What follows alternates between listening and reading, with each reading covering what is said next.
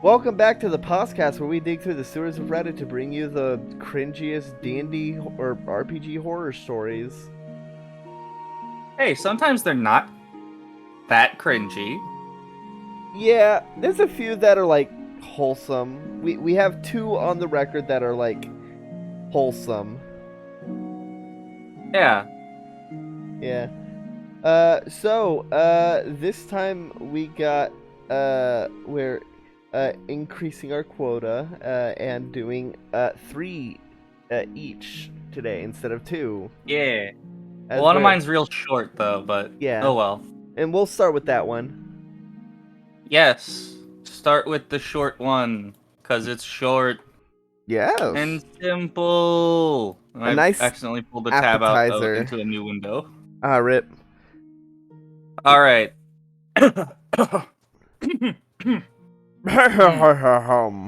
Most unorthodox. All right, hit Okay. me. Here we have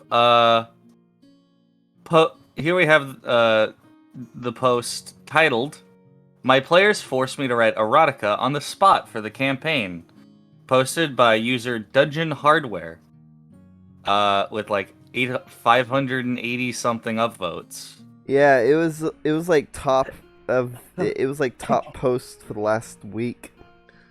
It's not anymore. Oh, was it like? There's another one. Oh, what's at the top now? Let me look. Top Actually, of the week. I can look. That one's a meta discussion, but the top one that's Uh, something about DM and their wife. Oh yeah. Okay, so that means, and then there's one about an Imperial campaign. Yep. All right. All right. So it So- moved to third place. Onto the story. Yes. I just woke up, so I'm a little coffee. I would love some the rec- coffee right now. I could make some, but I really need to wash out my pot. Ugh. For the record, this is not something that I'm annoyed about. I just thought this would be the best place to post this. So my players, party of 4, D&D 5e, all 9th level, defeated a Rakshasha. They decided to loot his room, and, as a joke, I tell them his bookshelf is mostly smutty fiction. My players are amused by this and decide to take 12 of the books with them. Now, I just said they were erotica as an offhand joke, not anticipating for my players to want to read them and then sell them on the black market. Authoritarian regime. So I spent a good 20 minutes of play writing the titles and plots of fantasy erotica novels on the spot. This was, in retrospect, hilarious, but not as serious of a horror story as others here, and certainly mortified me in the moment. That's it. That's the story. It's a short little one. Yeah. I think that's if you're gonna, I don't know how they expected their players to not take an interest in it. Yeah, if you're gonna mention something to your players, they're going to do something about it most of the time. Yeah. It might not be what you want them to do, but it'll definitely be something. One way to fix a situation without having to write the erotica is when they're looking through the books, mention like, oh, one of them's hollowed out and has a mysterious crystal in it, and then figure out what the fuck the crystal will do later, or something. And then like 3 sessions later, you reveal to them that it's just a Jo crystal. Yeah. But yeah, if you make theirs be, if they want to look at every single erotic book, the easiest way to get them to not is to just have one of them be hollowed out and have something inside that is more interesting. That way, not only does it feel like their actions had like meant something, but also it'll it'll distract them, you know. Yeah. Yeah. So, that was a good appetizer. And you know what every appetizer needs? 17 entrees. Well, yes, but before that, you also need some alcohol. And that's what this next story is about. homemade absinthe and role-playing don't mix.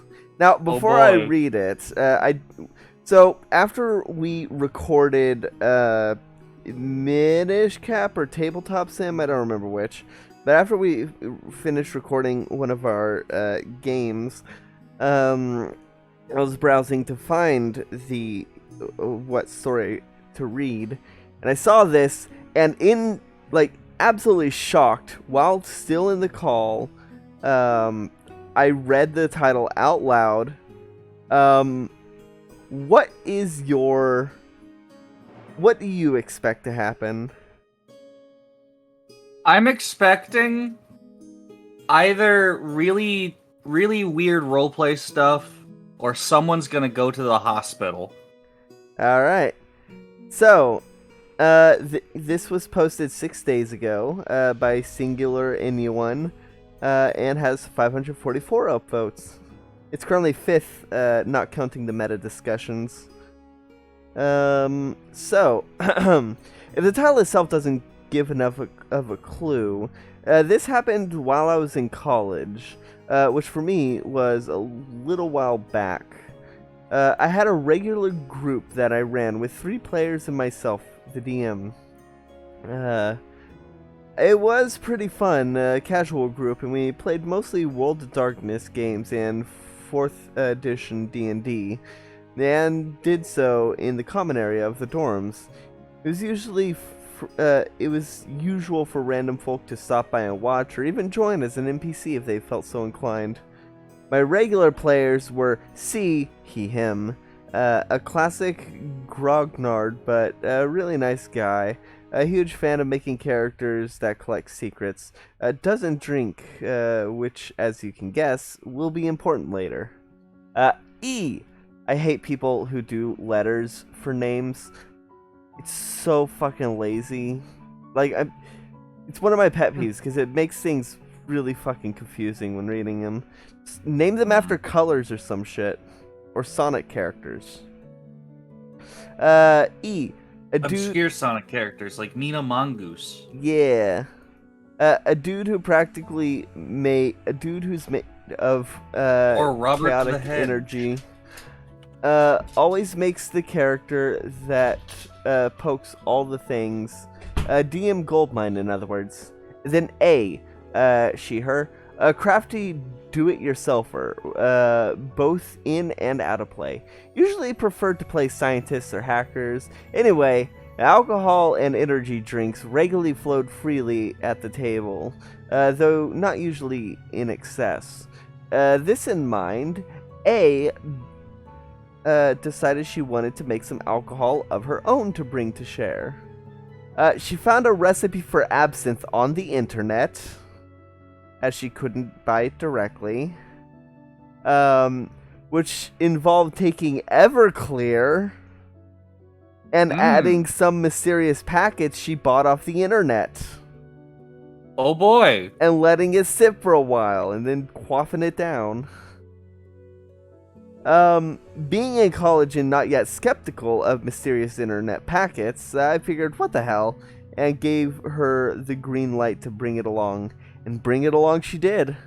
That fateful evening, we were playing Mage, the Ascension, one of my favorite games of all time. By the way, this was the post that reminded me about Mage, which is the What one... is Mage? I mentioned it before we recorded the most recent episode of Strahd. It's the one where you can basically do whatever the fuck you want, but if anyone sees it, you have to have a reasonable explanation beyond magic. Like, if you, use a sleep spell and a regular-ass person sees it, you'd be like, oh, no, tranquilizer darts, you know? And yeah. if you, Sleep dust. Yeah. If you, don't have a good explanation, you rack up paradox points, which can be used to hit you back hard. This person actually explains it, so I'll continue reading. That fateful evening, we were playing Mage the Ascension, one of my favorite games of all time. The idea behind it is that it's basically a modern game, but reality is what everyone believes that it is. But you're a wizard, and you can believe extra hard to make reality do what you want it to do. If you think, for example, a weird blood sigil has the power to transmute corn into bees, and you have enough training, and the dice like you, congrats on your new bee army. The catch is that if a normal person sees you doing things that clearly break reality, you get points of paradox, which the DM gets to gleefully cash in later to cause reality to rebound horribly onto your character in many imaginative ways. Okay, hold on. Yeah? Before you get to the next paragraph, Yeah? so, I don't know if this is standard for Pathfinder, but in my Pathfinder game, you know, the ones that I play on Saturday? Yeah, the one where you ended up getting the heart of a banshee. No, that was D&D, but it does take place in the same setting, like 50 years later. Okay. This time I'm playing a goblin. Oh, nice. Yes. So my DM has...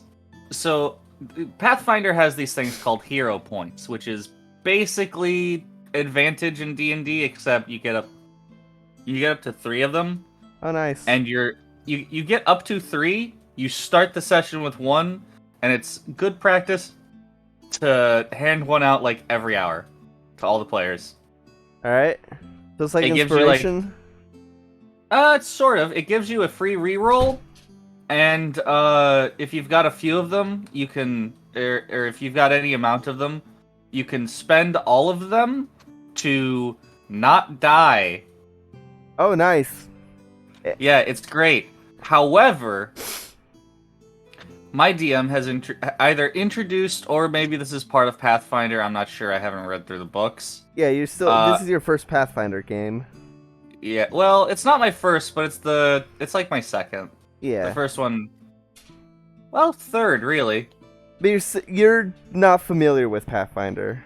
Yeah, I haven't played Pathfinder as much as I have D&D. So, there's this thing, I don't know, like I said, I don't know if it's official or if it's just a thing that my DM's doing because it's neat. So we've got the hero points. Whenever we spend a hero point, the DM gains an adversary point. Oh, I like that. That makes it a little Which she more gets to use. risk-reward. Yeah, which she gets to use for the enemies. Hell yeah. I've been thinking about adding something like that into my campaign of... I'd probably call it like a point of bad luck, and it's whenever they'll do something really, really stupid, like, I don't know, kill a bit. Actually, honestly, I'd probably call it karma points, but either way, I've been thinking about, like, if y'all kill a very important NPC, or if y'all just go around and murder hope. I know you're not going to do that, but, like, just in case, I would. Yeah. I've been thinking about adding a point of, like, basically at some point I can make, at some point something very bad will happen. You know? Yeah. I don't know. But yeah, I kind of want to play a mage game. Maybe we can suggest that to Chuckby. Anywho, back to the story. Yeah. The game was underway, and it was a long-running campaign at this point. We passed the quote-unquote absinthe around several times, and everyone agreed that it tasted, or smelled in C's case, fucking awful. Fortunately, E brought along a couple liters of Sprite, and we all made the grand decision to start drinking the fake absinthe with a Sprite as a mixer. Coincidentally, this somehow completely masked the taste, so much so that after the first few sips, we all pretty much forgot that we were drinking alcohol. I'm sure you can guess where this is going. Now, I have a pretty high tolerance. A was nursing her drink, but E, the chaos being that he was slamming down cups of Sprite synth like nothing. I stopped counting after cup number 4. Oh no. Yeah, honestly, after all, it seemed like it was only improving his role-playing. The first real warning sign, except for all the others, was that E started bobbing and weaving on the table. Like true friends, we got him some water and propped his head up on a stack of books. Problem solved. Until E said those fateful words. Guys, I don't feel so... Our collective first reaction was to scream and dodge backwards from the neon yellow rocket of vomit exiting from E's body. And I'd Gross. say that it was like that scene from The Exorcist, except it wasn't. In that movie, it was a constant stream, whereas E managed to produce something more akin to a concentrated shotgun blast of the most vile, nasty rank vomit I've ever smelled in my life to this day. Then someone shouted, "The books!" Oh no. Books that were propping E up, as well as our battle map, remained firmly on the table. Due to quick hands or the sheer velocity of the puke, the books escaped mostly unscathed, but the battle map and several character sheets were straight up laminated in the greasy layer of sick. I love this person's prose, by the way. They have very colorful language. We stood back, abjectly horrified. E was gasping and met our eyes. "I'm so sorry." And then the second wave hit. Like a blast, and less of a blast and more like a fountain, E produced a massive puddle that quickly formed a moat at our feet, easily 3 feet wide at its thickest point. It all made us collectively leap back and hit the ground with force. At this point, I recall hearing a mal noise from A, who peeled out of the room as fast as her legs could carry her. C sighed, in pure sobriety, and threw his hands in the air and walked out, clearly sick of our shit, which is fair.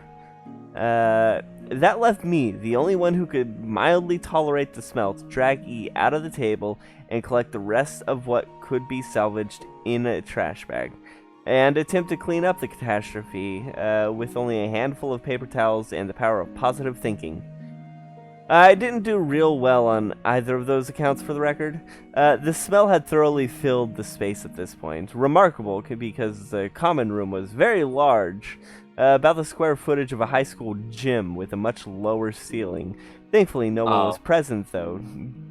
During the cleanup, I did have several people come in and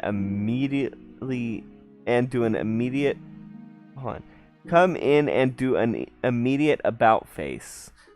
I don't know what that means.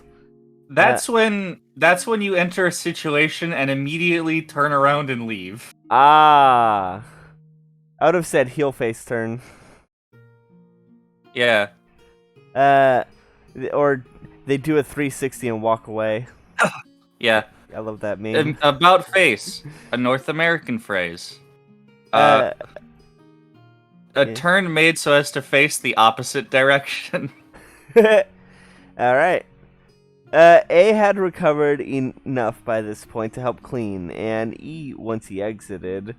To clean up E once he exited. C volunteered to take our gaming supplies and do the best he could with them, while A and myself dragged E back to his dorm on the other side of the campus. Our cross-campus journey was punctuated at first by E repeatedly apologizing, but he finally settled on just having fun and kept yelling, "I'm a mage," or "I'm a wizard," at different groups of people we ran into as we dragged him along. All of them who reacted about as you'd expect.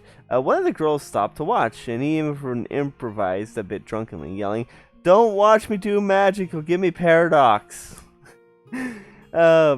Finally, we settled him into his dorm room, propping him up on some pillows, and thoroughly killed the mood for his roommate who had a girl over. Rip. Myself and A finally stepped outside, breathed some fresh air, and did a long stare into oblivion for a bit. And then we made our way back to the common room where we left the not absinthe and poured the rest down the sink. E survived after a day of unholy suffering the next morning. C rightfully gave us shit over it for months to come. A vowed never to make internet alcohol again, and I, naturally, learned nothing from this experience at all. Haha! Well, OP may not I've be learned able to... nothing! Now, what did we learn? Nothing! Yay! God damn it. Now OP may not have learned anything, but I'm sure we can learn something from the story. Don't buy random packets off the internet that say that they'll make absinthe if you pour them in Everclear. Yeah. Yeah. And also, like, looking down in the comments, absinthe itself was not a very strong hallucinogenic back in the day, like people think it was. Yeah, Like people are like, it's the drink of the artists. They drank it so that they could see weird shit. Was it like bread mold during fermentation or some shit? Yeah, well, there's that. There's also the fact that they did boatloads of opium. Oh yeah, that was back when there was still cocaine in Coca-Cola. This was before Coca-Cola existed. Oh.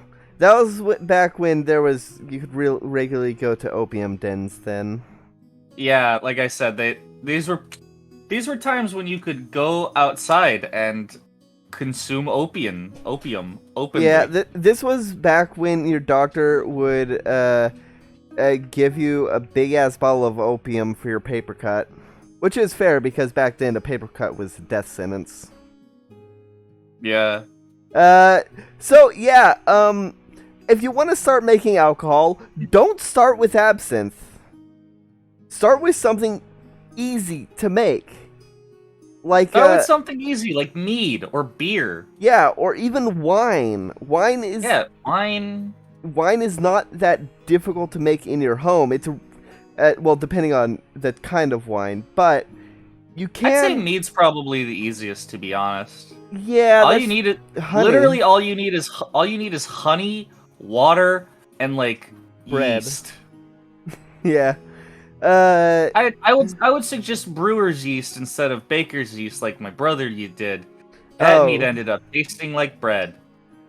Honestly, that doesn't sound too bad. I love the taste of bread. No, you don't get it. Like, you ever like open up like a jar of active dry yeast? Did it taste like pure yeast smell? Did it taste like the crust of a bread instead of the bread itself? It tasted like yeast. Oh, gross. Then yeah, use brewer's yeast. Yeah, start with something simple. Don't start with fucking absinthe. And even then, it wasn't a home brewed item. It was a mixed drink. Yeah, it was And in that case, don't consume mysterious powders you've purchased from the internet. I want to hope that they were just scammed and the only thing they actually bought was food coloring. And I want to hope that it was just powdered food coloring and the thing they were drinking was just... Well, no, because it smelled awful and they're... Okay. Yeah, no, I have no idea what that packet is. I don't want to know. You know what it probably was? What? Absinthe? It was probably just powdered wormwood. Oh, yeah, that makes sense. Just some bullshit to... You can't make absinthe by mixing green shit with Everclear. Like, at that point, just drink Everclear. It'll smell and taste better. Yeah, looking at this, wormwood on its own is incredibly bitter, which they mentioned it tasted fuck awful. Yeah. Alright. So, yeah, that's the moral of the story. Yep. Moral of the story, don't be a dummy. Yeah. Also, if you make moonshine, never drink the first batch. Yep. That'll kill you. However, this was Everclear, which you can just buy at the store. Oh, yeah. Everclear and a mysterious internet packet. I would get it. I would get Everclear if I had stuff to mix it with. Yeah. Alright. I'll fucking grab a handle of vodka and chug it. I don't really drink that often. You say that, and yet the first time we ever talked to each other, through voice chat, you were drunk as hell. Okay, to be fair, that was New Year's.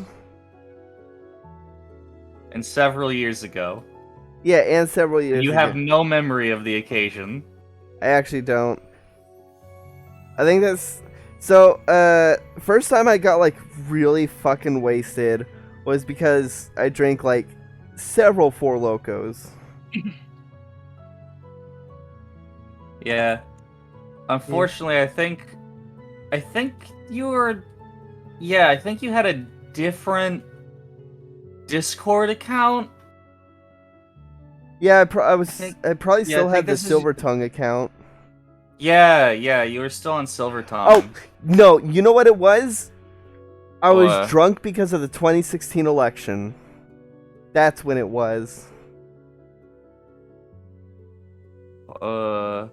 No, that can't have been it. No, it had to. Maybe I was. Wait, no. No, Looking it had back, to have. It definitely had to have been after, since I turned 21 in 2016. So it had yeah. to have been like Actually, yeah. 2018. Yeah. It looks like most of our conversations were after you went to the Rogue of Heart account instead of Silver Tongue. I only had the We Silver did. Tongue. We did talk like one day on Silver Tongue. Yeah, I only had the Silver Tongue account for like 2 months because I realized that, oh shit. I was like, oh shit, I accidentally made it with my secondary email instead of my primary. Oh wow, I'm looking back at it. You were still working on you were still working on your Homestuck planet. Oh god. Yeah. Anywho, so Yeah, yeah, you hadn't even figured that you would have salamanders yet.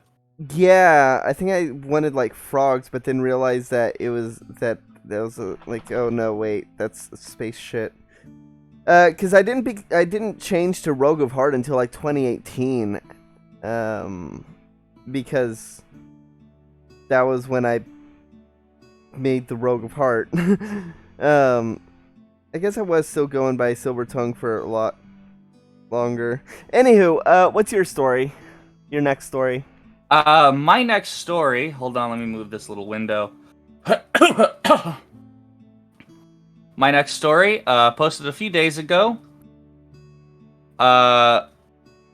By user Ryan X Wonbin, Ooh. or Wonbin, Wonbin.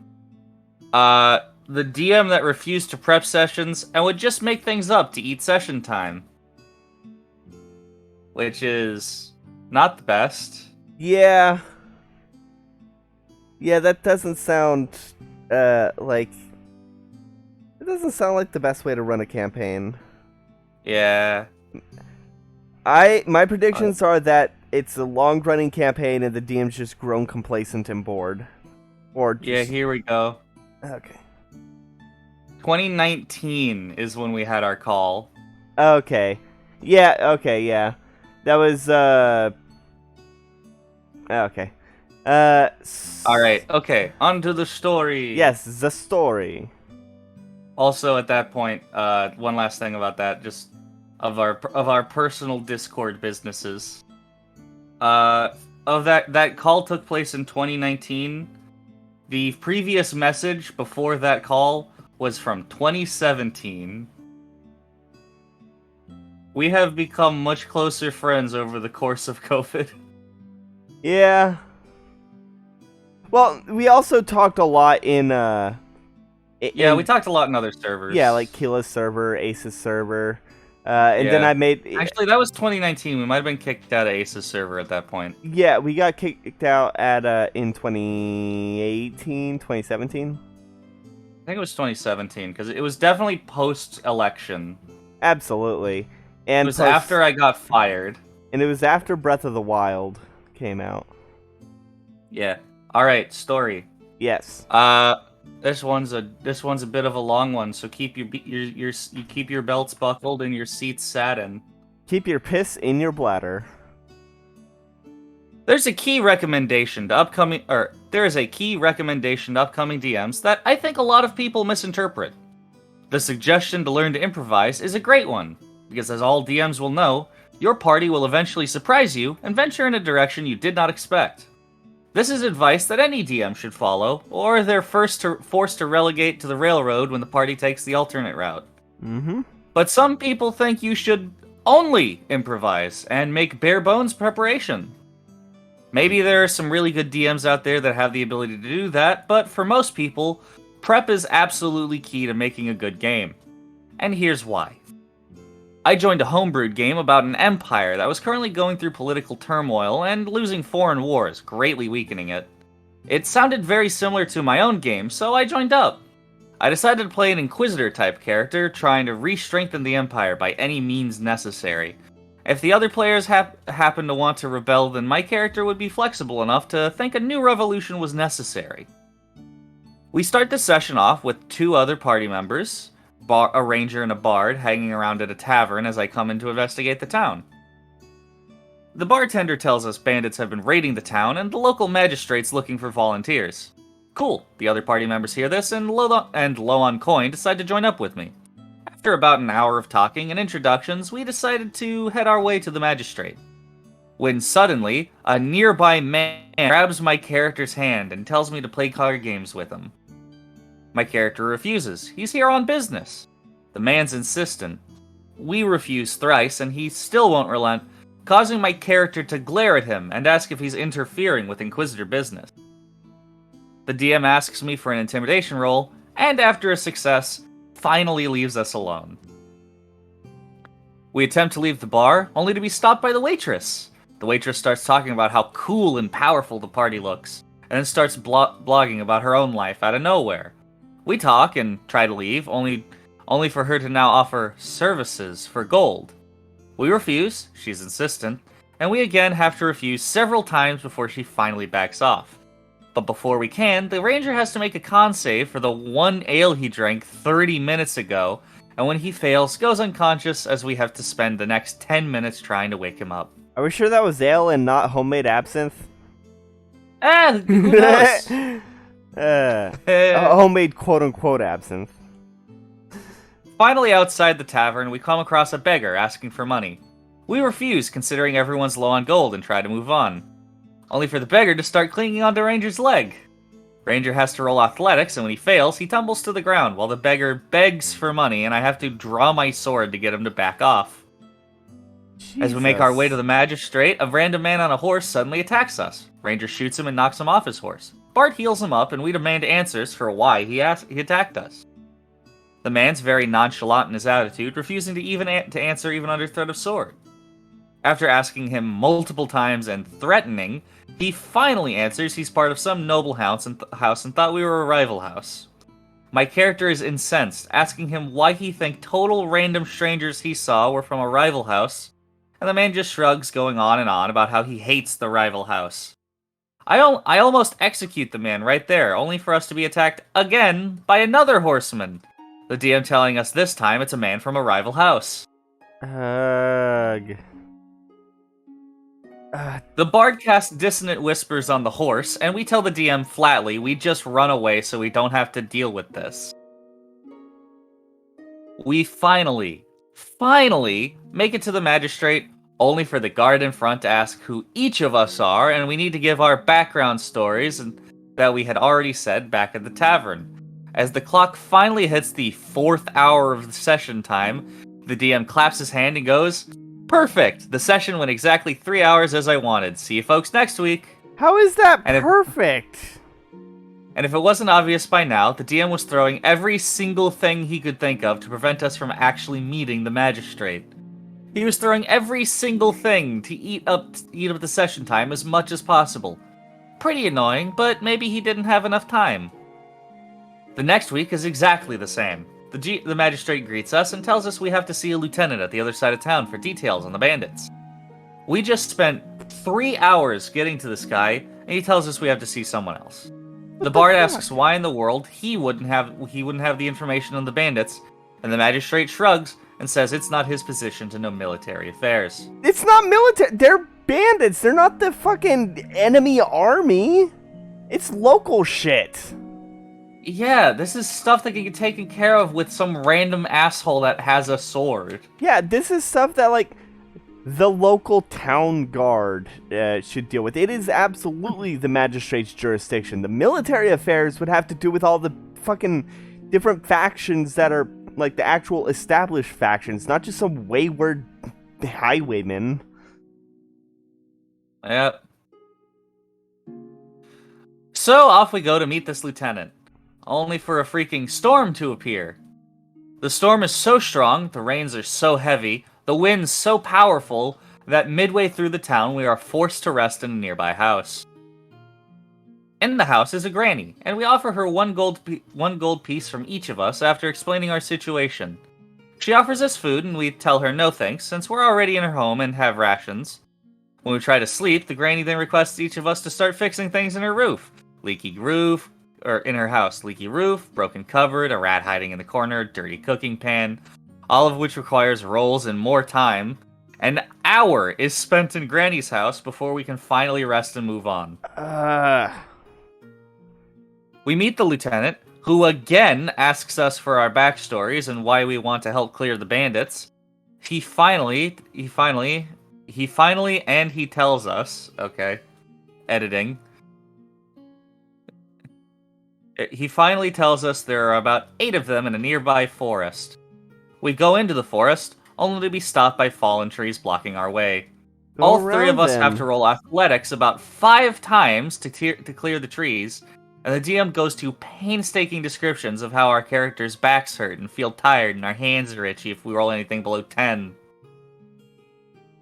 DM tells us it's been half a day and we need to make camp and long rest again. We decide to forage for food, and then the DM starts listing off every single animal and vegetable he can think of.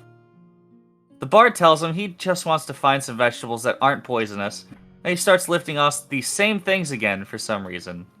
The ranger says he's going to hunt for animals, and again, the DM starts listing off every possible animal he can think of off in the woods. The ranger rolls to shoot with an 18, and misses? Oh, the DM tells him the bushes, shrubs, and forests somehow made ranger miss with an 18. 18, mind you guys, is plate armor status. This is just a regular-ass rabbit, right? Versus a ranger, someone who is... probably I missed a sentence. Oh, what? But it is against a rabbit. Yeah. The ranger has to tell him he'll literally hunt anything, and after a survival check runs across a rabbit. Yeah. There we go. I figured Ranger has to continue chasing the rabbit, and the DM just drags this session for another 10 minutes. Several of Ranger's shots still missing until he finally lands a 23. What the fuck? Which apparently was the magic number he needed to kill this rabbit. Jesus Christ. Trying to forage food and cook takes us an entire hour of session. Okay. That is just infuriating. Why? We finally get... Oh, yeah.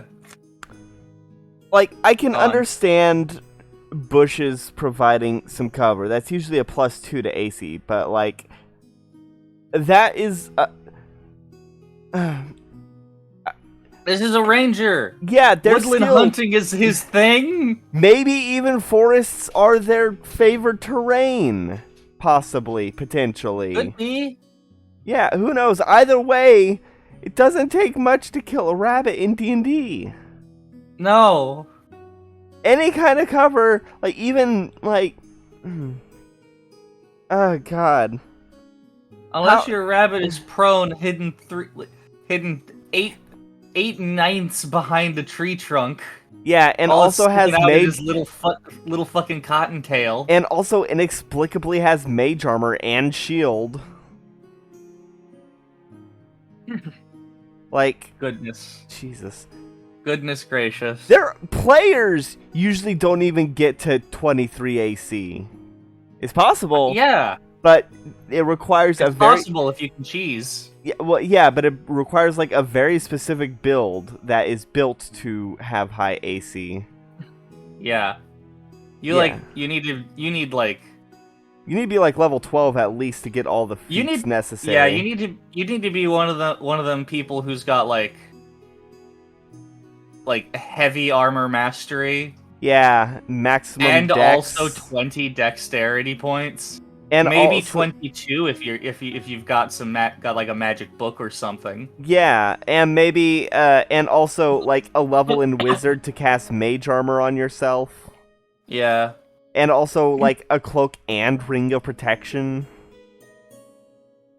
Yeah. It's like that... you've got to you have to be I am untouchable. Yeah. Also a shield and half cover, or 3/4 covered. Oh god. God damn. Just imagining someone walking around with like full plate, ring and cloak of protection. Yeah. There is only one... Shield. Yeah, there's only one enemy in my campaign. Oh, not enemy, but there's only one creature that has an AC even comparable to that just naturally, and that's the Immortal Lizard, and that's because he's an Immortal Lizard. Yeah. Like, All right. yeah. On to the story. Y'all, if y'all wanted, y'all could see just how immortal he is. I don't know. I feel like Lorcax would get mad. Yeah, probably. Or wouldn't We have to let him kill the lizard. Or the lizard would be completely unscathed. Yeah. Minor spoilers, but the lizard has the spell reflection. That's fun. Yeah. All right, on to the story. Haha. Haha! We finally get to do the rest. We resume our journey, and the DM says we find the bandit encampment. He starts clapping his hands again and goes, "Wow, guys, another perfect 4-hour session ending right on time. This is really going well if I do say so myself. Okay, next week I'll get these bandits stats and find a map somewhere online for the battle." So he didn't even have the stats ready? It's a quick Google search! Just Google bandit stats! Of course he didn't have the bandits stats ready. He wanted to have them waste another 4 hours going from the town to the camp. That is stuff that could be done in maybe an hour at most. Yeah, this is why he's not a good DM. From tavern scene to the first threat is like you remember how long it took between the introduction of Tapir to fighting the wolves for the first time? If I remember, it took maybe like an hour and a half. Yeah, it was closer to an hour, because then y'all had to, because in the first session y'all met, got your quest, encountered the wolves, went into the moth cave and beat that, and then made it all the way back to town to see that it was on fire, and that was when I ended the session. Yeah. Alright. Here's like one more paragraph. Oh, okay. Yeah, I was done and quit the game. I perfectly understand that TTRPG isn't just finding a quest and doing a combat session. But when it takes 8 hours of forced interactions to finally just arrive at the bandits we were supposed to fight, and I'm getting a phone call? Oh, jeez.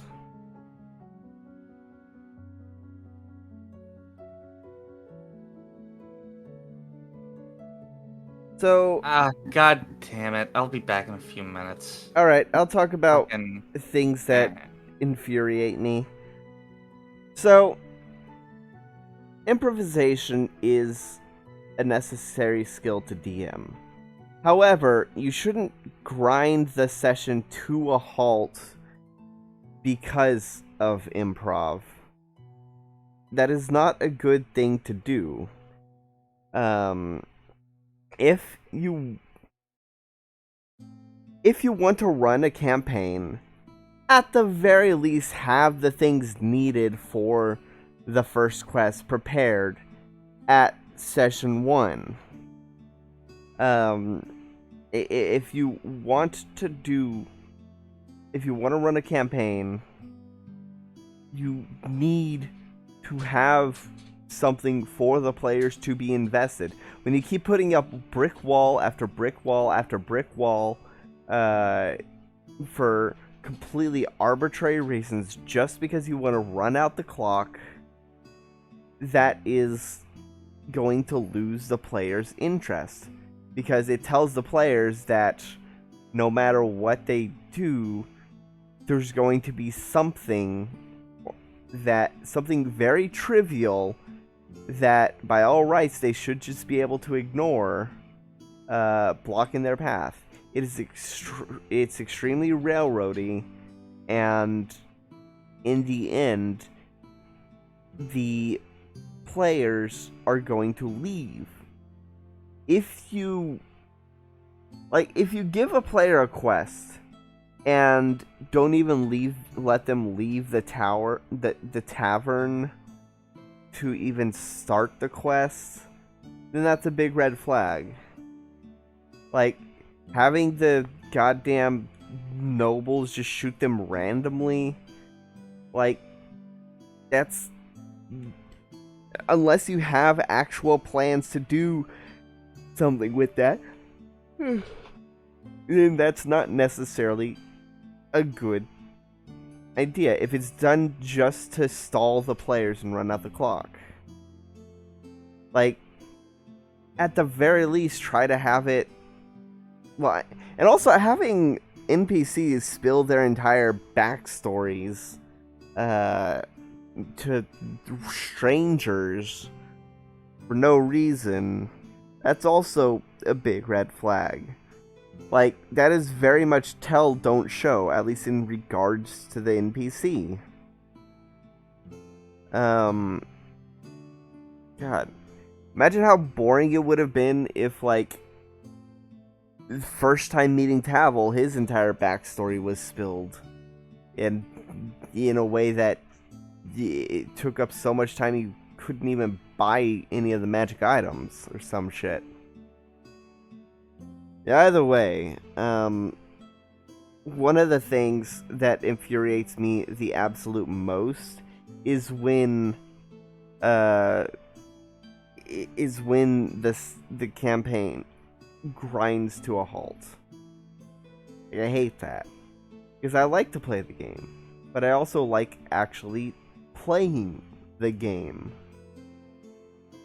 And so when the DM just does an off-the-cuff thing specifically to stop the game from being played, then that's not fun for everyone. Also, the single ale half an hour earlier now requiring a constitution because the DM doesn't want them to leave the tavern, that's just a shitty thing to do. Sorry for the yawn. Like we said in the beginning, I just woke up, and Biddy also just woke up. And, so there's no filters on our voice. So yeah. The other stories, pretty funny, though. The improv erotica, that was kind of funny. The first story that Biddy had written, which also dealt with improv. The way I run my campaign is, whenever I want a set of information to be conveyed in the session, I try to think of what the players might do, and then list out 3 potential ways, sometimes more, usually more, but at least 3 potential ways to convey that information. Either from an NPC telling them it, to maybe them finding a note about her or some shit, or even just like, I don't know, like some of the stuff I wanted to convey in the current, in the more recent couple episodes of Tapir, was that the desert is even more unsafe than it was the first time they went there, because there's a bunch of sandstorms, and the Yanti have gotten even more aggressive. So the way I had that conveyed was having Perry mention it as and also the person who rented out the camels mentioning it, because those are characters that would reasonably want to tell the players. Perry, because they told him they were making their way to the other town, and him being a good friend, well, not I'm back. good friend, but him being a friend, warned them of some of the dangers that they might encounter. And the person who rented out the camels told them of the dangers because, he wants his camels back and wants them to be somewhat prepared. I was talking about like the way I combine both improv and planning. I usually list out the information some information I want conveyed in the session, and like at least 3 potential ways to convey that information. If it's important. I was using the sandstorms as an example. Okay. Because there were 2 NPCs that both independently warned you. Because it makes sense for them. They have their own reasons. Like Perry wanting to warn you because, you're an ally. And he wants to warn you of the dangers of the road. But also the person who you rented the camels from because he wants his camels back and wants you to be prepared. Yeah. Alright. Time to finish up this story. Yes, final paragraph. I'll just start the final paragraph over again. Alright. Yeah, I was done and quit the game. I perfectly understand that TTRPG isn't just about finding a quest and doing a combat session, but when it takes 8 hours of forced interactions to finally just arrive at the bandits we were supposed to fight, when things are being dragged out not for the sake of enriching a world, but to eat up time, and random weather and falling trees impede the path just for the planned session time, the game loses authenticity. Please, people, a good game has both great preparation and improvisation. Okay, so that last paragraph sums up pretty much everything that I would have said. Yep. Just do both. Don't waste time. Yeah, don't waste time. I don't think the DM was necessarily being an asshole. I think that he was just... I think he thought that D&D is supposed to last 4 hours a session, and that's all that he thought about. Yeah. It's, yeah, I think that... I'm not going to attribute malice to something that could be explained by ignorance. Like, that's the old saying. And, yeah, I do agree. The DM had a misunderstanding or a misconception of what D&D is, and as a result did not prepare. But on the other hand, he had all the time before the campaign started to prepare a session 1, and also even after session 1 had, like, what was it, like, were they doing like weekly, bi-weekly, however much time in between sessions to have looked up the bandit stats, which takes 5 seconds, and look up a battle map, which if you're just grabbing a battle map off the internet would take like 5 seconds. Well, probably more like 5 minutes. Don't even need a battle map. Just fucking Theater of Mind. Well, I'm not a big fan of Theater of the Mind. That's fair. But like, literally all you need is like, if this is a physical game where they're playing physically, just like get like a fucking dry erase mat and some markers. Yeah. Either way, draw some circles for tree trunks, draw some squares and rectangles for like the encampment. Yeah. Either way, maybe a bush. Yeah. So, what's it? I think the music stopped. Did I forget to loop it? Oh, come on. There's music? I have music on that plays in the background. Alright. Oh. Okay. Yeah, it ended and didn't loop. Rip. It's royalty-free tavern music. Oh, that's right, because you kicked the music bot out of the Discord server. Yeah. And also, like you don't need to hear the music. That's to the experience. Alright. So, my next story is DM nukes his own Ooh. campaign by ignoring his players by, Tirith. It was posted 9 days ago. I'm gonna skip the TLDR.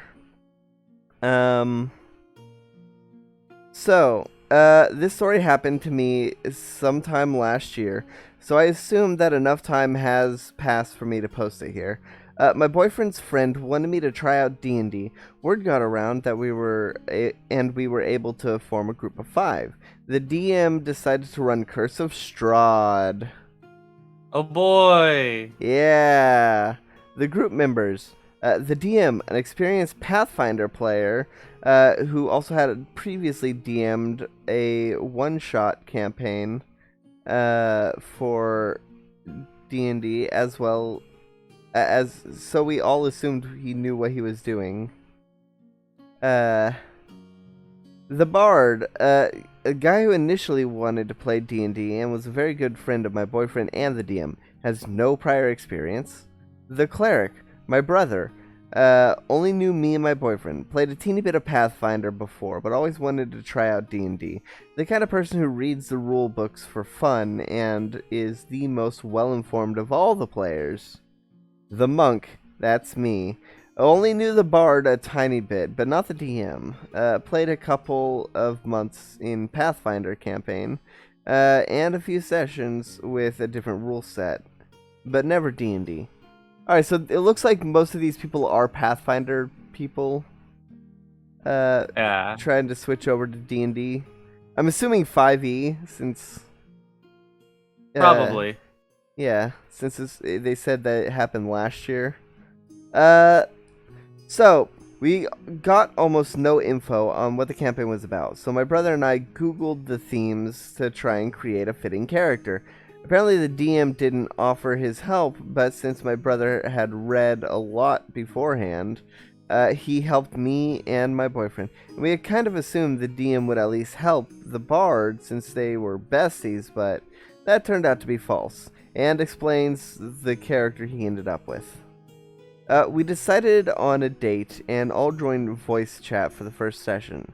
The DM is describing the area, and my brother and I immediately asked what happened to Session 0. We never had a Session 0 before, but we read about it and considered it as helpful. In fact, none of us were aware that we would jump right in, therefore none of us had discussed how party members would relate to each other, or what we were doing there to begin with. The DM tells us he forgot about it, and we tried to make up a reason for traveling together on the spot. The session... I start praying that this won't bite us in the ass later, as the DM insisted on continuing Session 1 instead of turning it into Session 0. As mentioned before, some people didn't even know each other, so we couldn't assume other people's expectations, and neither could the DM. The first 2 to 3 sessions were actually pretty cool. We explored the Haunted Mansion, the ambience was great, and people were having fun. So I let my guard down, thinking the party had got this, and I shouldn't worry. Shortly after, however, problems started piling up. You see, the Warlock's alignment was neutral evil, and he is my boyfriend. And as he is my boyfriend, we had talked about this concept. I already warned him that playing an evil character in a good aligned party can be tough to play, especially when you're very new. He still went with it, but noticed real quickly how hard it was to pull off, and decided to be a very quiet guy who can be motivated by money. Which worked well enough to get him to complete quests with us, but wasn't satisfying to play. That being said, I don't know everyone's alignments at that point, and I had just guessed most go for something good because that's easier to play in a campaign where you try to help people. Worst case, we could still change stuff after Session 0. In hindsight, however, I should not have made that assumption. As it turned out, the Bard had decided to go chaotic neutral, but the flavor of chaotic neutral, where he does random actions without any possibility for us to figure out what his character's deal is. And also, the worst kind. yeah, the absolute worst kind. The chaotic neutral of, oh, I can do anything because I'm chaotic neutral. I don't need to explain myself. The lazy chaotic neutral. Let's see. It was also apparent that he had decided to play a highly paranoid character who trusts no one and has no real interest in being part of a group. I know that this can work if you communicate with your players and have your character growth and development in mind, but none of these two things were the case. My brother and I played good aligned characters who actually wanted to help people. Having a bard next to you who always tries to extort money from the needy.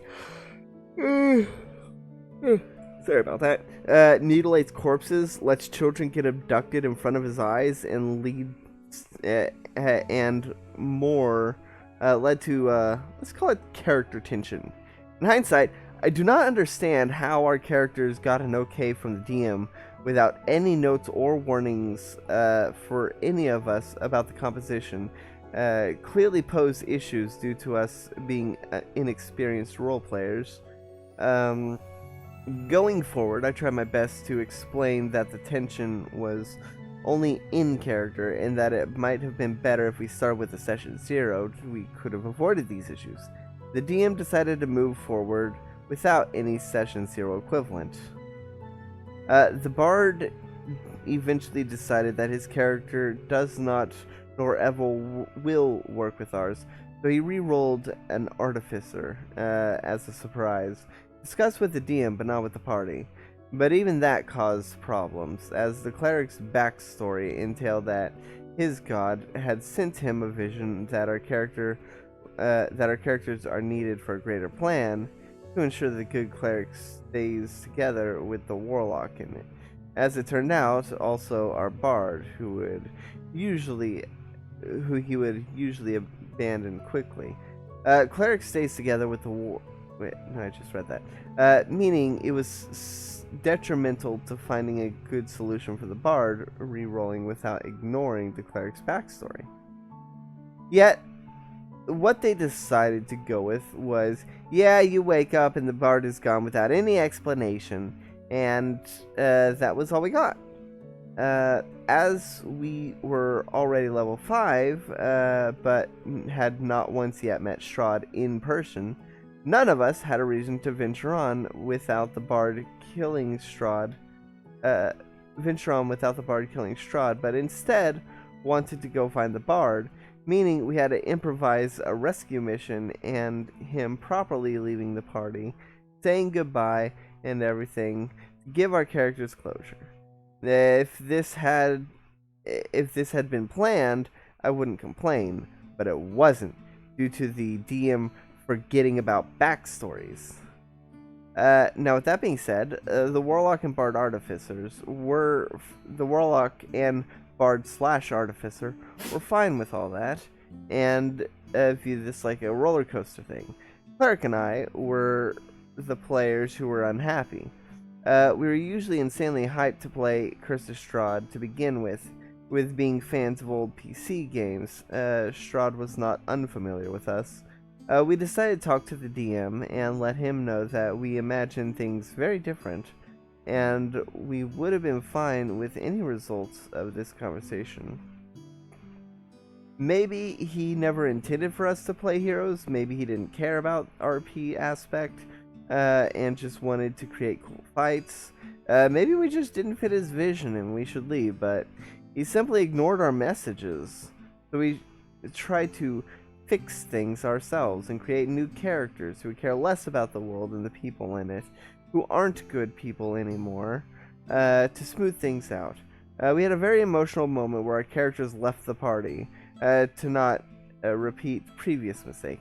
We also apologized multiple times for blaming ourselves for the whole thing, as our experiences clearly didn't match up with the DM's. But I must admit, I was already annoyed that I had to find out that on my own instead of him just telling me. The apology was also met with silence. though we didn't exactly know how the DM and Bard felt about it. The cleric, now fighter, and me tried to work with the DM on how to best introduce our characters, but he wanted to freestyle it, which turned out to be him rolling to see if the other two players end up in an encounter where they might pop up in a real pop up, or maybe not. After we had spent 80% of the session there sitting in silence, we were eventually introduced, be it in a real sloppy way. Being happy we were introduced at all and able to play again, we didn't complain and instead try to use our new characters to let Warlock and Artificer indulge more in their RP choices. With the character tension out of the way, he had more time to focus on the adventure and NPC, but that made everything worse. A few of those things had already happened before we swapped almost all party members, but it was the fact that it kept just happening that made it more frustrating. We almost had no agency in how we completed quests, and towards the end, my brother and I felt like we were more set pieces to showcase a group of NPCs.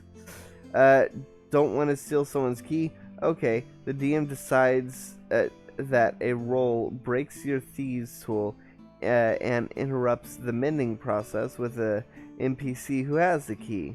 Want to save the children? The NPC has a great character moment where she realizes just how fragile they are, so she adopts them, and the kids never speak to us again, despite running into us multiple times. Want to resolve an issue you've spent 2 months preparing for peacefully? The NPC walks in and kills the captured enemies off screen and finishes off with a cool one-liner. Want to find a... Yeah, I hate the NPCs so much. Want to find a creative way to get out of a tower that's surrounded by 15 werewolves when all your magic does not work and one of the frontliners doesn't even get a magic weapon? The DM forces us to simply walk out and fight so his NPC can save the day by joining us on the front lines and yeeting us the needed weapon. Maybe we could have tried to make it work if we had that damn session 0. And maybe the DM would have been open about what he actually tried to do with his campaign. But I didn't get the feeling that he was even slightly interested in that. He didn't even bother to warn us that he would rule most stuff like it was a Pathfinder campaign. So after 8 tedious months... 8 tedious months? Oh Jesus. my god. I decided to quit. I had enough. I wrote a goodbye message which I explained that communication is key, but that does not work for me with people who simply ignore players. I still wish them the best of luck. The DM and the Bard didn't react to this, therefore I don't even know how they're feeling about this. Warlock, Cleric, and Bard were there trying to get the DM to tell them if and when the campaign continues. Cleric even sent a private message, but they were all ignored. The campaign died the same day, and all three of them would have just stuck around. All three of them would have stuck around, even my brother, to see the DM preferred to ignore them all. Even his IRL friend. Ignore them all. Even his IRL friend. It's just very sad. Sorry, that's a really awkward sentence to read. Yeah. Yeah. Luckily, Warlock, Cleric, and I are now playing in a different group, and my brother and sometimes I as DMs, who now have a lot of experience on what not to do. And maybe, just maybe, we'll try Curse of Strahd again when we feel ready. So, communication is key. If your players have an issue, don't just ignore them. and also have a goddamn session 0. Like Yeah. even if your Even session if you don't have a session 0, talk to each other at the very least before the campaign starts. Yeah, even if you don't have like an explicit session 0 where you all sit down at the same time to talk about it, even having like a Discord channel leading up to the start of the campaign where you all discuss the kind of characters you're making, what kind of campaign it's gonna be. Like even that, I'd still consider Yeah. to be a session 0. That's what I did for Tapir was like 3 months before I even started. 3 months before we started Tapir, I made the Discord channel and invited everyone where character creation, the kind of vibes and everything could be discussed, as well as how to introduce how the characters would be introduced, why they were where they were, and everything. I even had a session 0.5 with you and Bev where y'all met each other after you both got stranded, after both your ships were destroyed in the same storm, and y'all made a raft and made it to the nearest settlement, which was where the campaign started. Yeah, which was Esfeld. Yeah. Like, communication is key. Talk to your players. Talk to them. They're yeah. there. And also, if you want to introduce, like, if your character wants to retire their old character and introduce a new one, that's fine. But try to make the new character's introduction, like, reasonable. Like, don't tie it to random encounters. Like, just don't. Like, oh my god, do not tie character introductions to a random encounter. Because if you don't roll that encounter, the new character will not be introduced. Like, I don't even know what goes on in the mind of someone who thinks that's a good idea. Yeah. So, you got a third story. I do have a third story, and it's one that I've been holding on to for good like week and a half, a little bit. Yeah, we were originally gonna read it like last session, but then we didn't have room because we had the Burning Man to read. Yes. All right. So, posted like 10 days ago by user Literal Garbage Yo. He was planning on killing them all from the first session. Oh boy. Hello again. Last week, I posted a relatively mild horror story about a player who refused to make a character that would work with the party. To my pleasant surprise, the post really blew up. So I decided I'll share one of my many stories. I have a question. Is this OP the same one that we read the story of like 3 weeks ago about the person who like who tried to make an edgy rogue that just and explicitly stated he wouldn't join the party like during character creation? Is it the same OP? Yeah.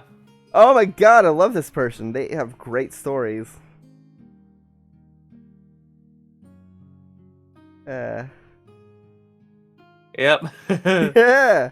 So, congratulations on being the who's this user? Literal Garbage Yo. Right. Congratulations, Literal Garbage Yo. You are the first person to appear on this, well, other than Burning Man. But Burning Man was intentional. Like, Burning Man was planned. Yeah, this wasn't. Yeah, this wasn't. So congrats on being the first person to be on the channel twice. Yeah, unintentional double boy. Yeah. You earned the medal of unintentional double boy, or double girl, or double non-binary. I don't want to... Or other. Yeah. We accept neo-pronouns here. We do. Alright. So I I decided I'll share one of many stories as to why that rule exists in the first place. Oh boy. We're getting Edit. into the Shout out to origin. YouTuber Sir Knox, who actually uploaded my previous horror story on his channel. Thanks for telling my tale. Okay, but Uh, we posted the thing first. Ours was up we're there like unknown. I know, but we posted it like 2 days before Nox posted it. I was really proud of finally getting one before a bigger name. We're unknowns. Yeah, like the Pokemans. Yeah. For those who didn't see my previous post, I have 2 simple rules when it comes to character creation. 1. The character has to make sense in the world conceptually. 2. The character has to see themselves as a member of the party and a participant in the adventure. Obligatory mobile apologies. AKA, I'm writing this on my phone, sorry for formatting. Disclaimer, this story happened almost 10 years ago. I'll try to retell it as faithfully as possible, but my memory is not a steel trap, and things blur as the years go by. Also, it can easily be said that I bear a decent amount of time, or a decent amount of blame for how this turned out. I can own that. A bit of backstory. Our regular DM had just graduated from college and accepted a job halfway across the country. I volunteered to step into his shoes and become our new DM, and let me just say that those were some big shoes to fill. He was known for crafting absolutely brilliant homebrew worlds, complete with riveting storylines and thrilling combat. Maybe it's nostalgia speaking, but there were very few things he couldn't do well. However, we as a group did have one regular complaint. He could be limiting when it came to character creation. We could only use a relatively small selection of classes and races, and were usually steered towards a good alignment. He was very big into heroic archetypes. Not the end of the world, though. We still had a lot of fun, and some of us were itching to play something a little different. So when I took over, in my infinite wisdom, please read that last line with as much sarcasm as possible, I decided to lift all restrictions on class, race, and alignment.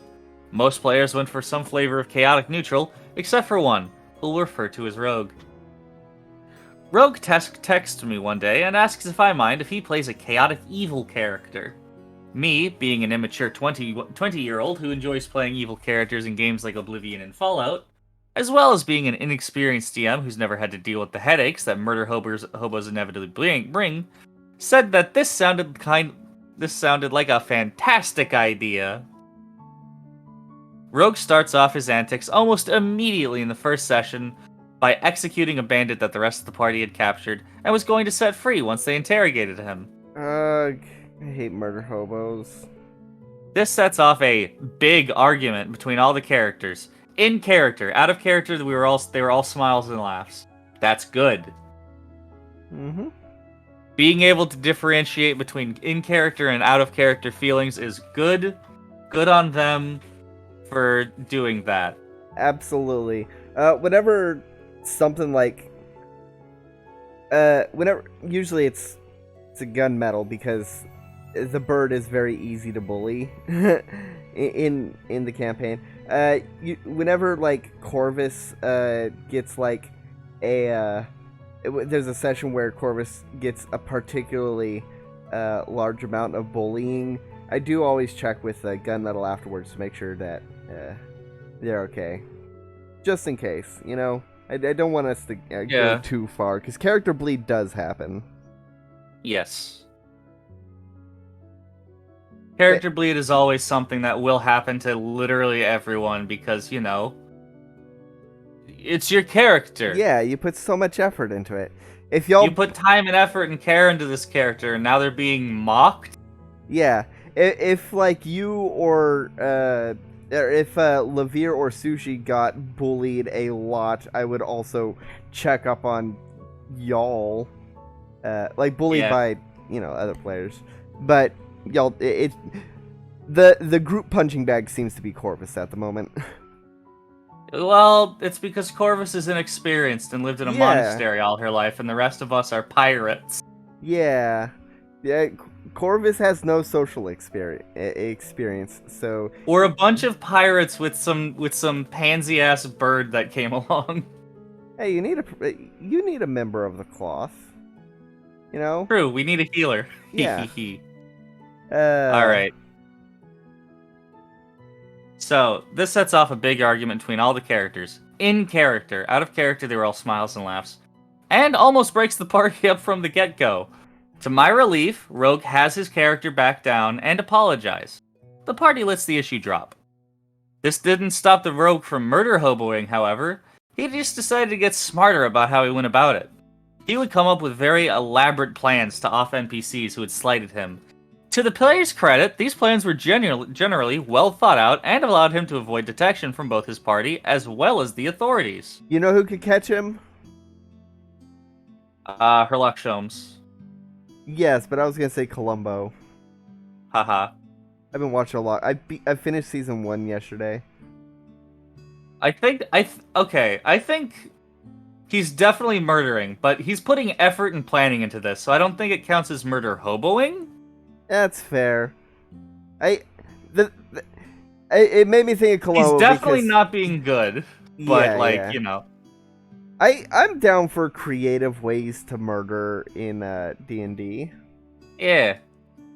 To make these plans work, he would regularly buy, loot, and steal any item he found useful.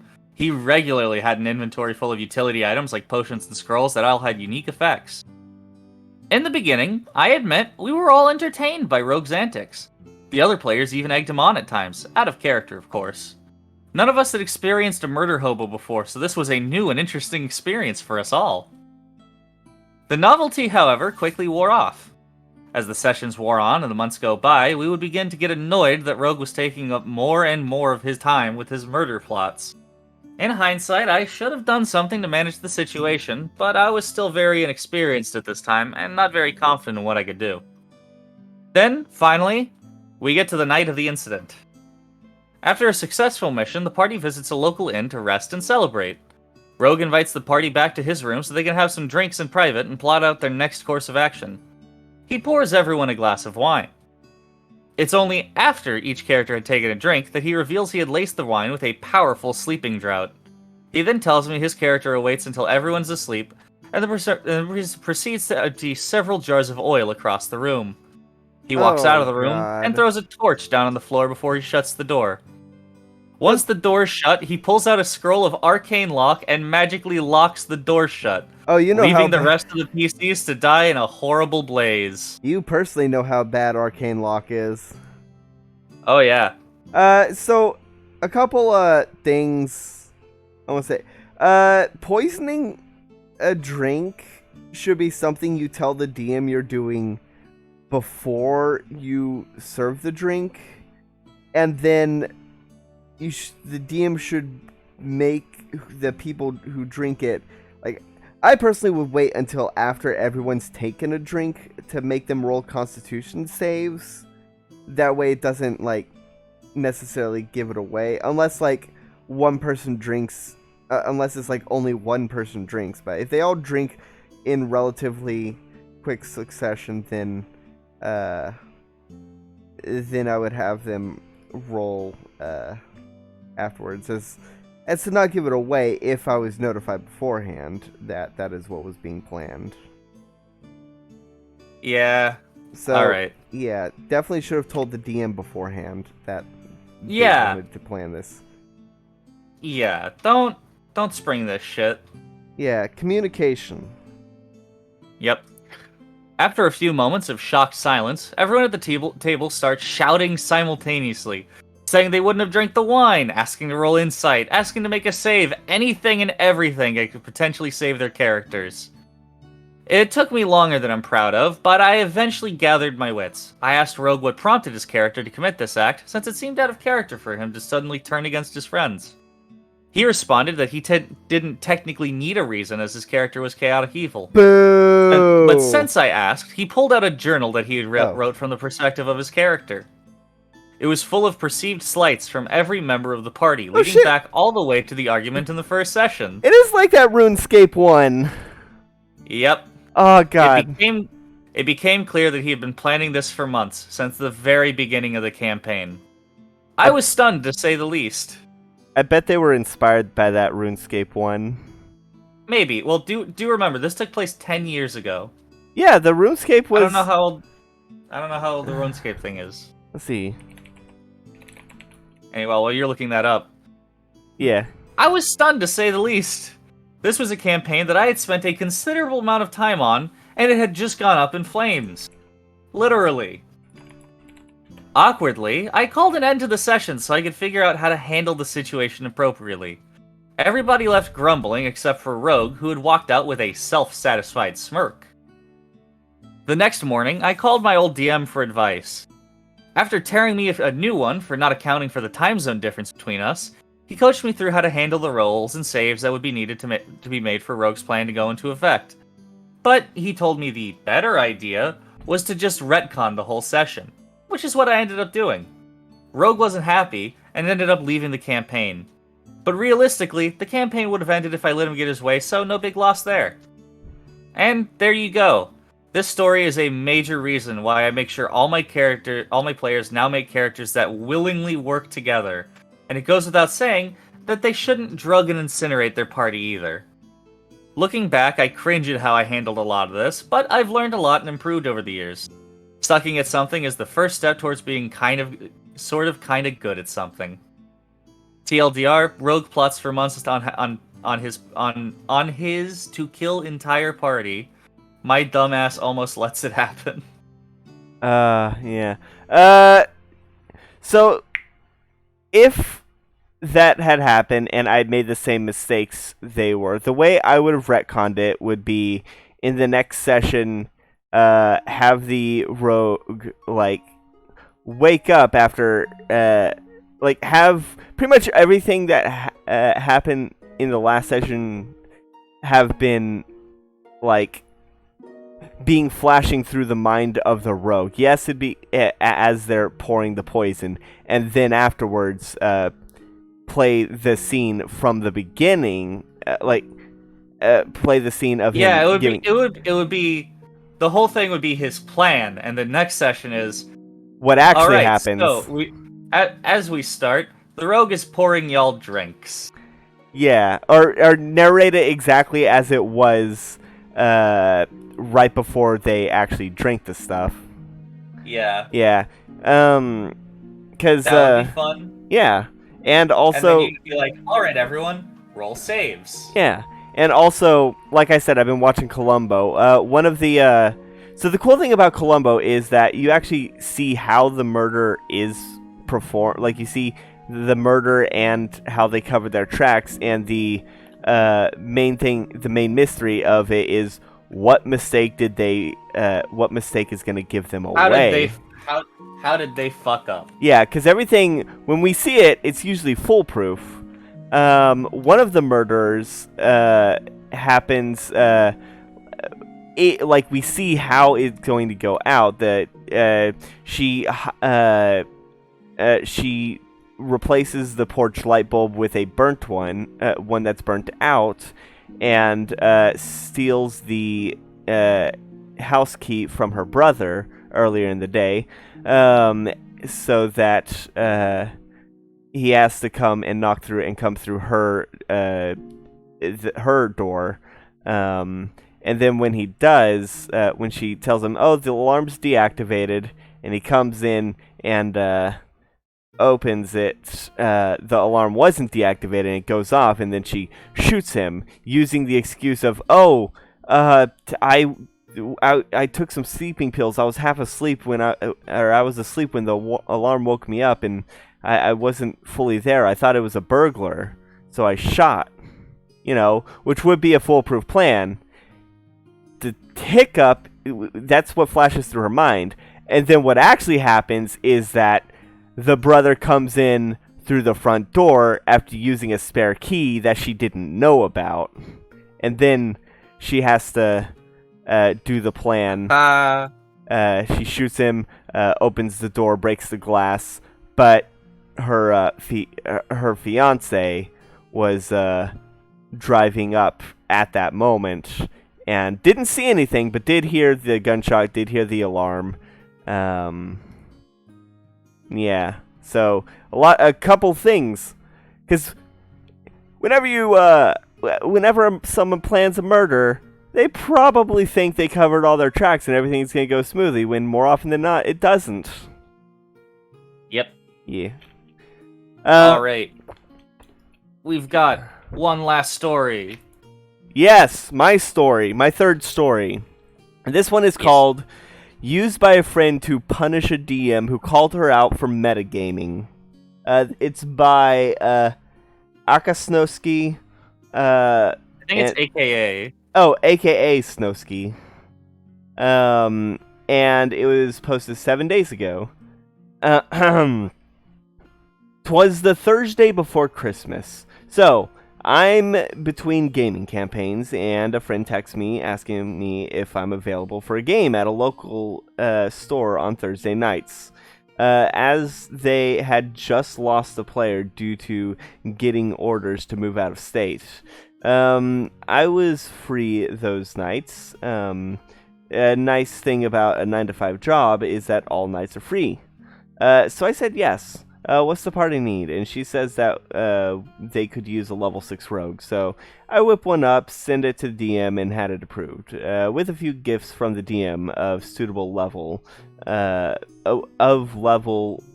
suitable minor magic items to help me slot right in. DM asks if I could come early to the game so he could feel my character and playing style. So Thursday night comes along, and I get there early. DM and I get along, as my RP style seems to fit well with his expectations and the current party dynamic. He starts the session as a one-on-one with me in the tavern, seeing what I do. Since my backstory was a scout for a local merc company, I was looking for a place to settle down and use as a home base when not adventuring. So a visit to the tavern was important. As a halfling, good food, good cider, and good entertainment, and good company was all important. Finding all this in a local tavern, I was sitting at the bar and singing along with the bard and chatting with the bar staff. The rest of the table arrives, and we get to the game. The party is in the same town I'm in, and they start looking for the much-needed rogue for the adventure, and so just happened on the tavern I'm in. Here's where things go south. My friend was the face of the group and popped in first. The DM gives a quick description of me, and as soon as the words, "You see a halfling sitting at the bar," the friend says, "Fuck, it's an edgelord." And turns right around and leaves the tavern, stopping the rest of the party from entering, saying, "No one's in there who'll suit us. Let's look in another tavern." The DM asks what's going on. Francis says, "Well, we don't need an edgy McEdgelord in our party." The DM explains my character wasn't being an edgelord. In fact, he was more the stereotypical halfling, enjoying a night on town, singing, drinking, eating, and having a good old time. And the friend says, "Oh," and looks at the rest of the party and says, "Well, let's head for another tavern to look for a rogue." Pretty much everyone looks at her like, what the fuck, on their faces.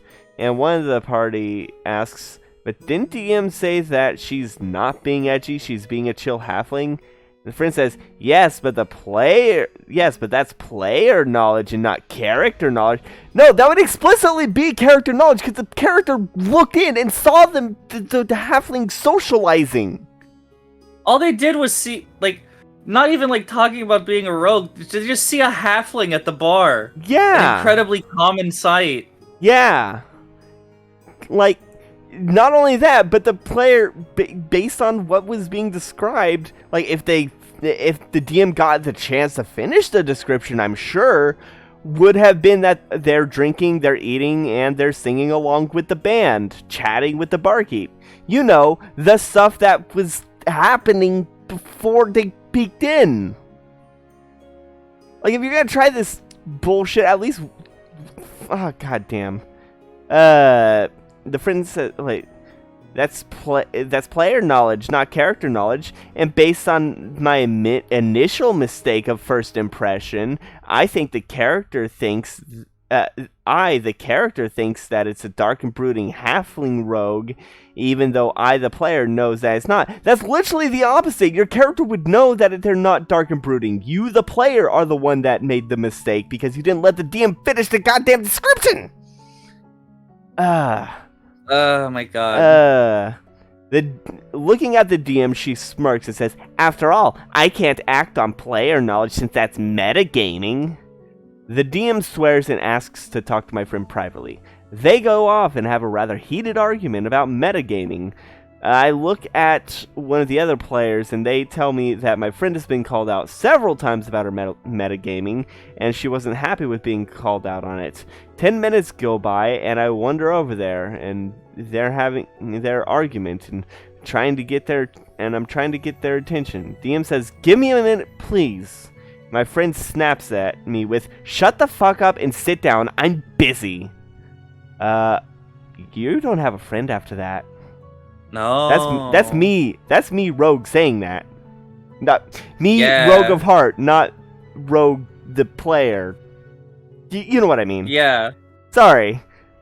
This is Diane speaking. Yeah. This is Diane speaking. If anyone did this to me, then I would cut them out of my friend group. Anywho, back to the story. I sit down and wait another 10 minutes, and they're still at it. By now, the rest of the tables wandered off. One of them slipped out to get McDonald's, one of them went to the bathroom, and the two others were looking at minis. At that point, I pack up and left. I didn't make a scene, so no one noticed. When I got home, my phone went off. I answered it. It was my friend. Didn't get a word in edgewise from her, ranting about how the party was screwed since my promised rogue was now AWOL. Funny there was an available rogue, but eventually I tuned out her rantings and set my phone to Do Not Disturb, hung up, and started binge watching Christmas specials. I haven't heard from her since. So, this quote-unquote friend is a huge bitch. Like, flat out. Yeah. Yeah. And I'm looking in the comments. Yeah, it's literally that's not a friend. That's a brat.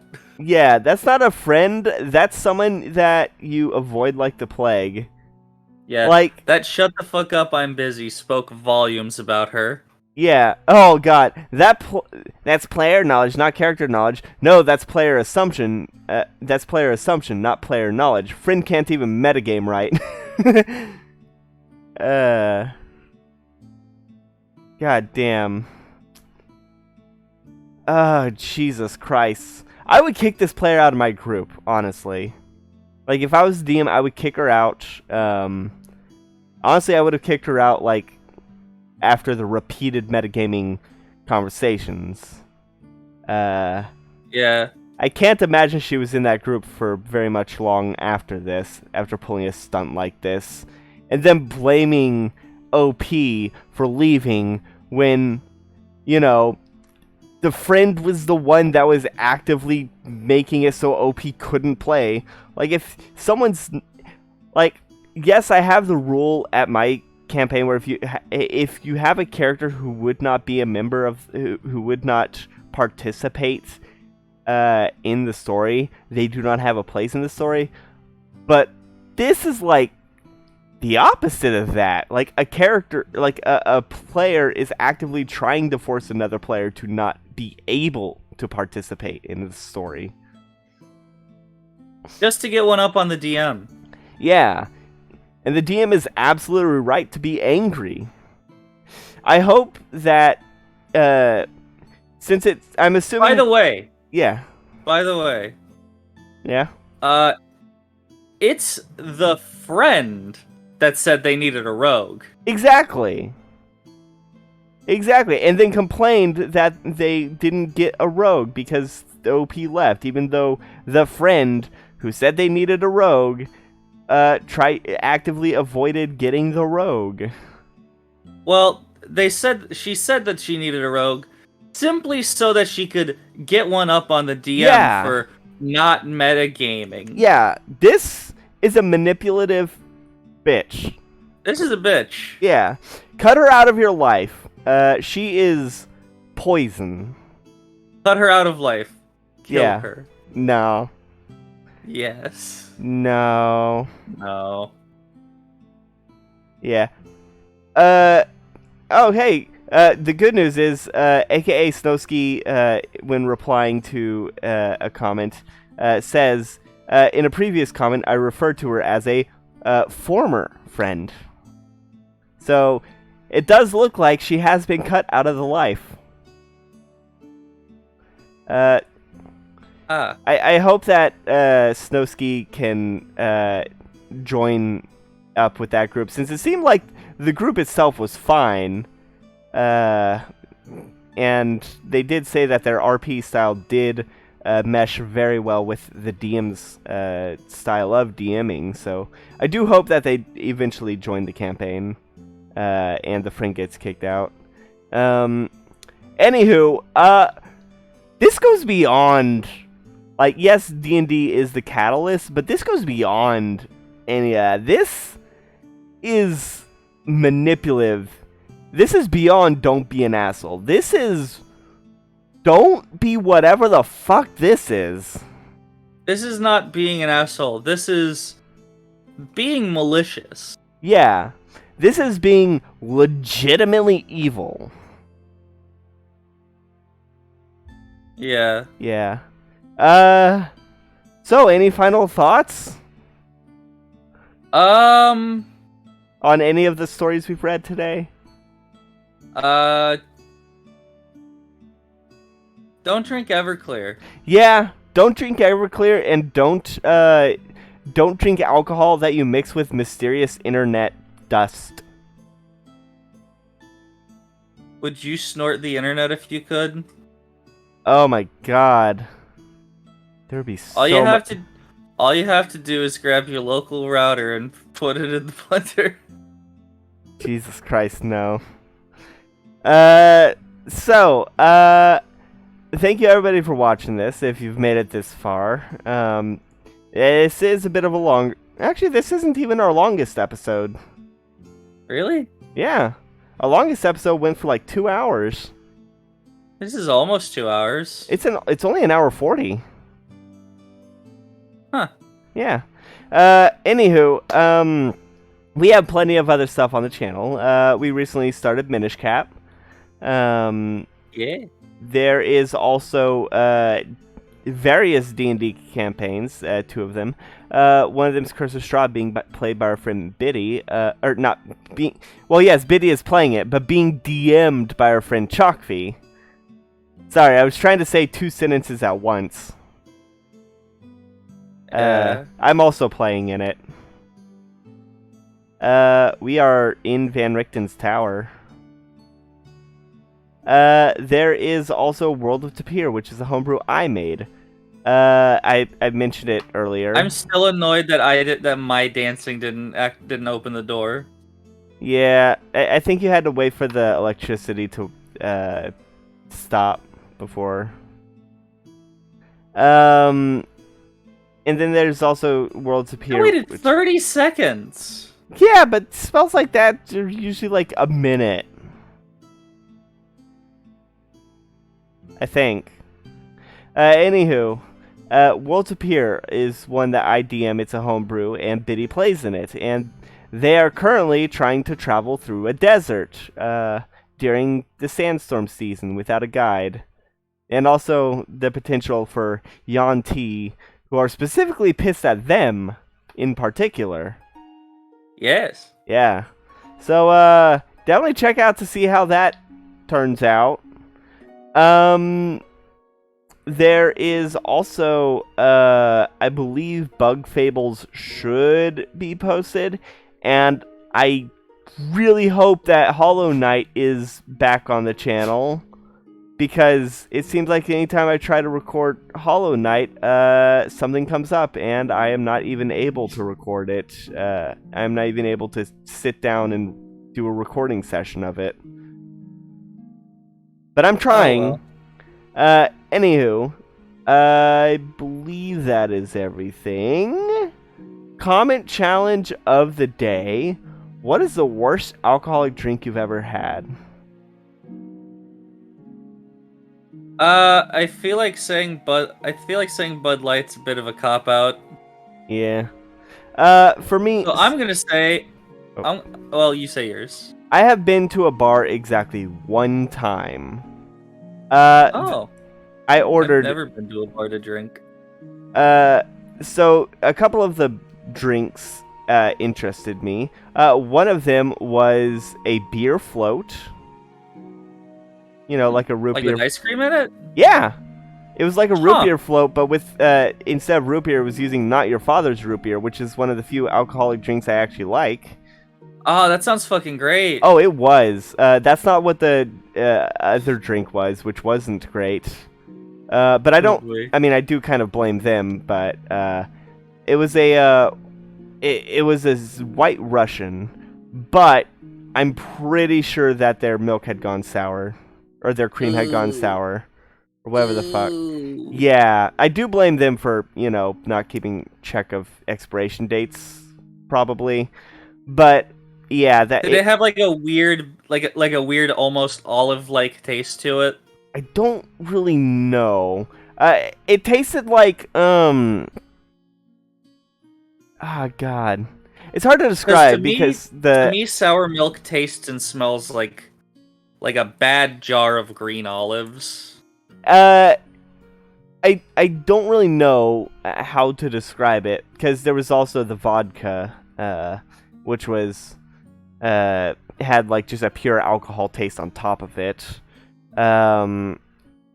True. Yeah. Either way, it was nothing like any of the White Russians I'd had before, and it did not taste good at all. I only had one of those, and then I had a couple beer floats because I fucking love ice cream. And those were good, and I got absolutely wasted.